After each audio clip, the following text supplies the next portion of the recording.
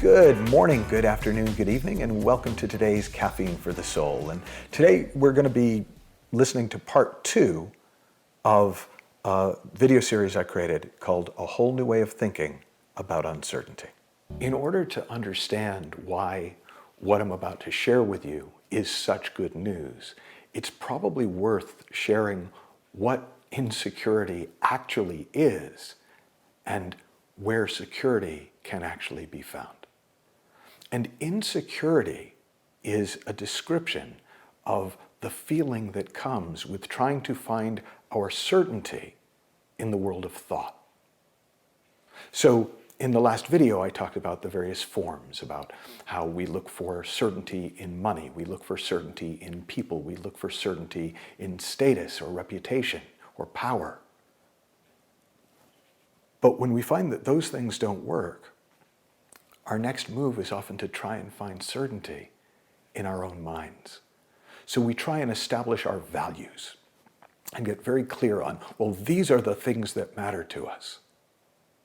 Not recognizing that we value different things at different times. And that at some points in your life, the value of a glass of water is pretty low. And at other times in your life, the value of a glass of water is higher than anything else. So we're trying to establish certainty around something that is inherently variable. In fact, thought is the ultimate variable.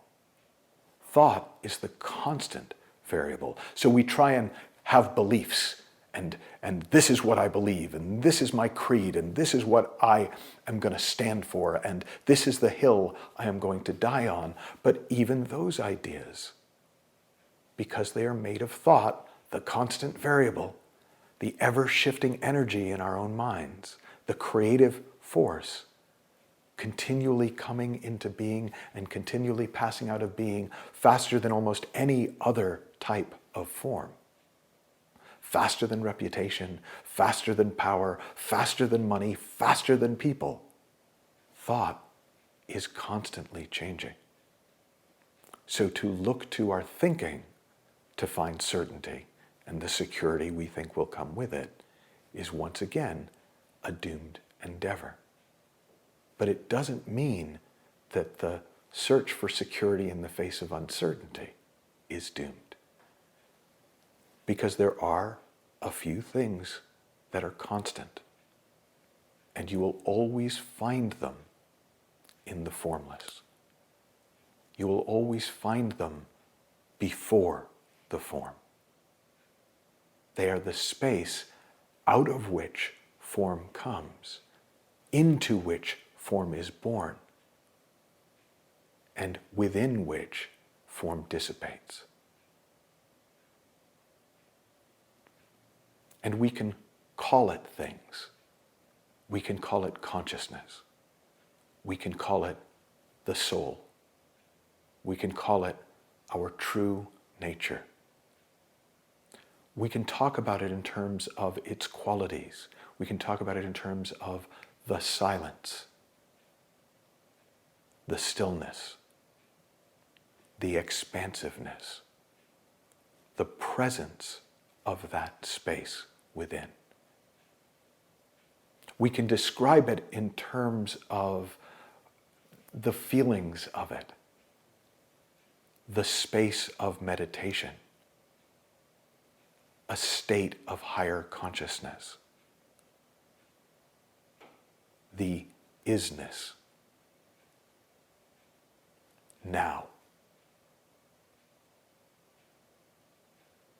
But whatever words we use for it, it is that within us which never comes and never goes. It is that which we are born into, created out of.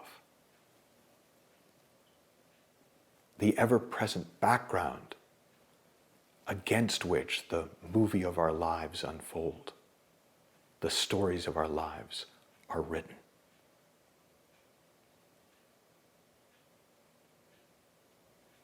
It comes with a kind of a knowing, that's not knowing about the things of form. It's simply knowing that everything is okay or everything is not. That whatever is happening, no matter how wonderful or how terrible, because it's in the world of form, whether the world of external form or the world of thought forms, this too will pass. This too will inevitably transform, shift from one form to another, because that's the nature of the formless. That's the nature of the world. The formless is continually coming into form and then returning to itself. Like sandcastles. No matter how hard you work on a sandcastle, no matter how beautiful that sandcastle is made, if you come back to the beach at low tide or high tide, if you come back to the beach the next day, the sandcastle will just be sand. And you won't be able to tell which grains were parts of your castle and which grains weren't. Now, when you can rest in the certainty of your true nature, of pure consciousness, of the simple awareness of awareness, the simple feeling of being, what the enlightened Scottish mystic Sid Banks described as a silent mind and a beautiful feeling, then you bring that solidity, you bring that certainty with you into the uncertainty of an ever-changing world. And instead of being terrified by it, you become fascinated with it. Instead of trying to make it look the way it looked yesterday, you start to enjoy the ever-changing kaleidoscope of possibilities and forms that come your way. And the more the uncertainty in the world gets heightened, the easier it is to feel the contrast with the certainty and security inside. Now, we've packed a lot into a relatively little space here. So I really encourage you to sit with this, take it out into the world, notice what you notice. And then a few days from now, maybe a week, come back and watch it again. And I promise you, you'll hear it at a whole new level. And then you can leave it again and come back later. And each time you come back, chances are you're going to see more and more of that which is unchanging, more and more of that which is constant, more and more of that which is certain. And the contrast with the uncertainty of the world of form will actually help you feel the certainty and security of your deeper nature. One of the things that I found fascinating about exploring this topic is just thinking in terms of solid ground. That if we are living in the variability of thought, trying to navigate the variability of the world, it makes a lot of sense that if we're a moving target and the world is a moving target, it's gonna be really difficult to navigate.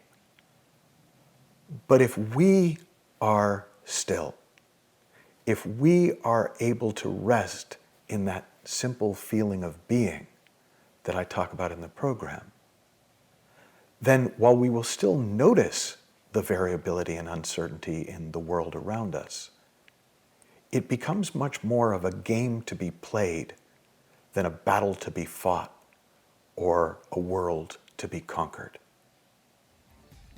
Have fun, learn heaps, happy exploring, and I'll talk to you soon.